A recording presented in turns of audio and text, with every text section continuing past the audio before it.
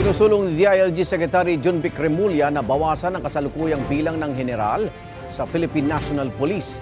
Sakaling maaprubahan, target itong ipatupad pagkatapos ng 2025 elections. May unang balita si Maki Pulido. Mula sa kasalukuyang 133 na PNP General, gusto ni DILG Secretary John Vic Remulla na ibaba ang bilang sa 25. Sabi ni Remulla, masyado itong marami at karamihan pa sa mga general, wala na raw mga tauhan sa ilalim nila. Naisalang na kay Pangulong Bongbong Marcos ang panukalang reforma pero hindi pa aprobado. Marami tayong mga lugar na redundancies na kailangan i-trim down. It's a 32-year-old law na kailangan bisitahin ulit. So, those are things that we will examine. Nabuo ang Philippine National Police nang maisabatas ang RA 6975 noong 1990.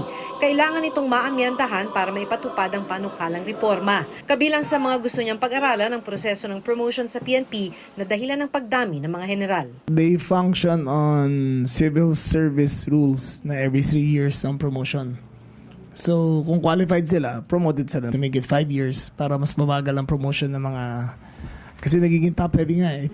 Nakikipagtulungan na raw ang DILG sa UP College of Public Administration. Kung sakali, target nilang maipatupad ito pagkatapos ng 2025 elections. Wala naman daw madedemote sa mga maapektuhang general. No. We're gonna let them retire.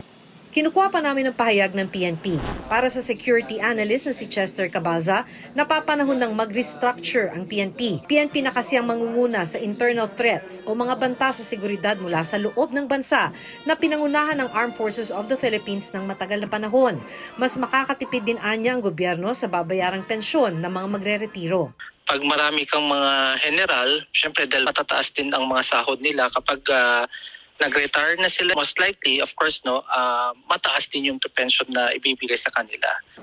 Kung mas kaunti ang mga general, ayon kay De La Salle University Associate Professor Sherwin Ona, naniniwala siyang mas bubuti ang serbisyo publiko ng PNP. Malaking benepisyo sa tao. Mas maraming poder ngayon, yung mas mababang mga ranggo. Na hindi na kailangan tumaas pa sa national headquarters para makapag-decide. So mas mabilis na aksyon ang nakikita natin dito. Ito ang unang balita, Maki Pulido para sa GMA Integrated News.